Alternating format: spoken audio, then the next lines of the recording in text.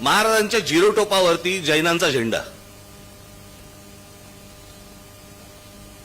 इथपर्यंत गेलं की सगळं तुम्हाला महाराजांचा जिरोटोप वगैरे कळेल असा झाला.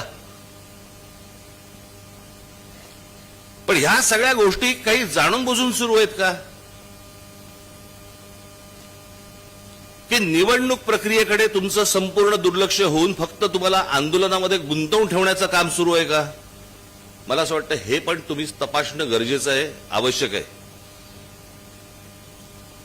आज वर्षोनवर्ष इथे अनेक जैन लोक राहत आहेत. प्रत्येक धर्माबद्दल आम्हाला आदर आहे.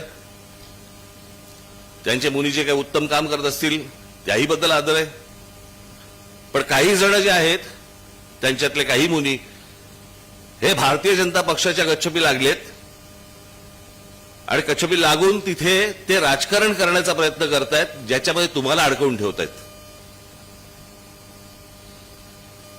तो एक जण कोणतरी आहे, तो त्याला मुनी पण म्हणत नाहीत. कोणतरी एक जण आहे, त्याला मुनी पण म्हणत नाहीत. एक कुरळ्या केसाची इथे दाढी बिडी काहीतरी घेऊन फिरतो, त्याला इथे कुरळे केस आलेत.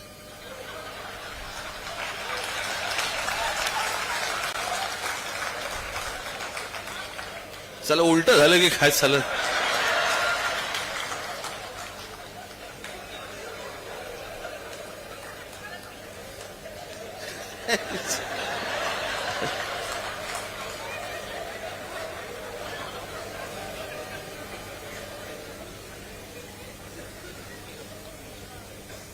आम्ही हातात बांगड्या नाही भरल्या. मराठी माणसाचं मनगट पाहिलंय का कधी?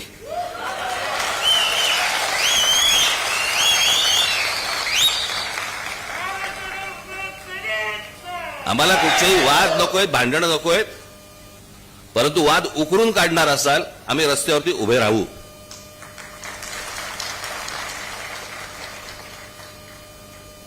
मला त्यातले काही जण भेटायला येणार आहेत मला, त्याला मी त्यांच्याशी बोलीनच. कसले पांढरे पट्टे मारताय, कशासाठी मारताय, कुठून आलंय नवीन? अनेक मुनी यांचे रस्त्यावरती फिरत असतात, हायवेवरती फिरत असतात, सगळीकडे जात असतात.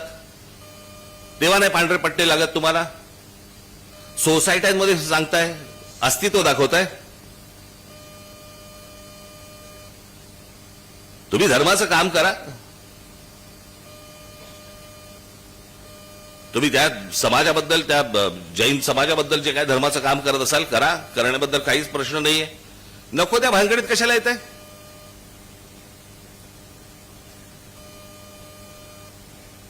मध्यंतरी तो कबुतराचा विषय काढला होता, आता हा पांढऱ्या पट्ट्यांचा विषय. आणि हे राजकीय पक्षांच्या नादी लागून करतायत. सगळा जैन समाज असा नाहीये,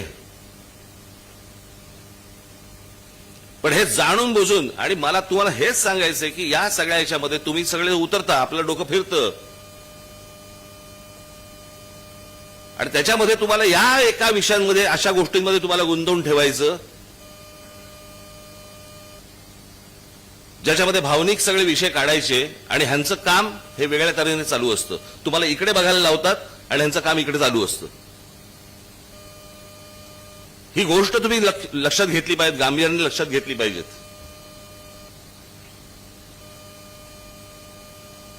संपूर्ण देशाचा विचका झालेला आहे, राज्याचा विचका झालाय. मला ना कोणाची सत्ता आहे आणि कोण विरोधी पक्षात आहे वगैरे, कोणाला सत्ता मिळवायची आहे, हा सगळा भाग बाजूला सोडा. आपण आपल्या राज्याचं काय नुकसान करतोय, आपण आपल्या देशाचं काय नुकसान करतोय. आज बेरोजगारीचं प्रमाण इतकं प्रचंड मोठ्या प्रमाणावरती वाढलेलं आहे, काही लक्ष आपलं तिकडे?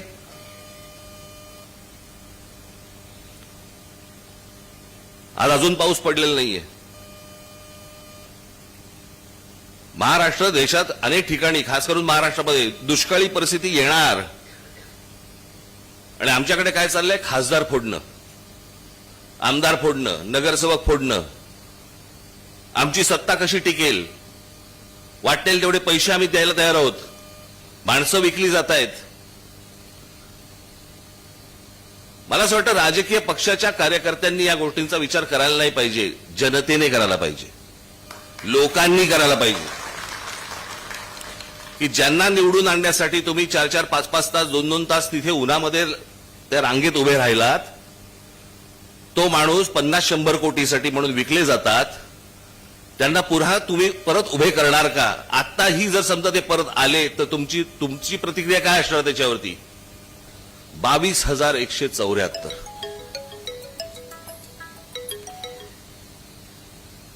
आज शेतकरी आत्महत्या करतायत, विद्यार्थी आत्महत्या करतायत, नीटचे पेपर फुटतायत. या नीटला जेव्हा आणली त्याच वेळेला आपण विरोध केला होता.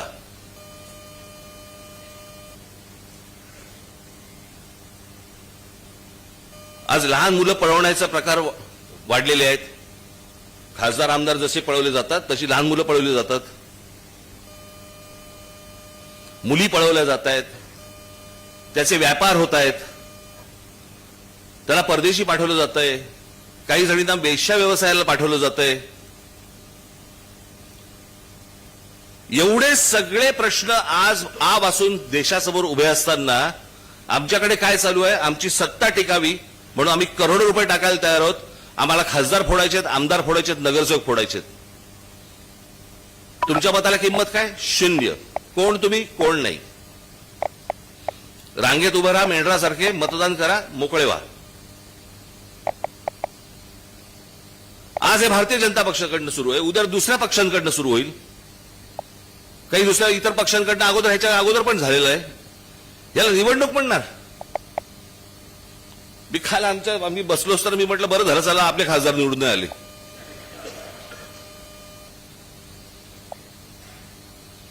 पण या पळवापळवीच्या राजकारणामध्ये आपण मूलभूत गोष्टी आपण विसरून जातो आहोत. आपण महाराष्ट्राचं अस्तित्व विसरून जातो आहोत, महाराष्ट्राचा स्वाभिमान विसरून जातो आहोत, महाराष्ट्राची परंपरा विसरून जातो आहोत, देशाची परंपरा विसरून जातो आहोत. आणि चौबाजूने आम्ही काय बघतोय? आज या सगळ्या गोष्टी विकल्या जात आहेत.